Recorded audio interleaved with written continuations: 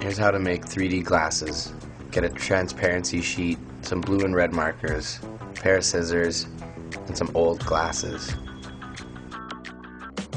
Pop the lenses out of your glasses. Nice.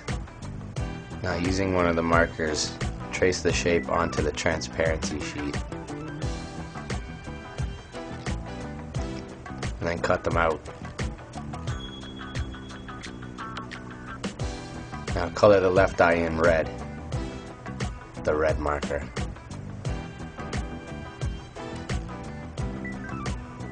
I found 2 blue markers, but I picked the lighter one.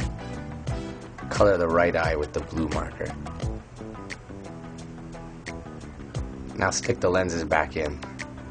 Left eye red, right eye blue.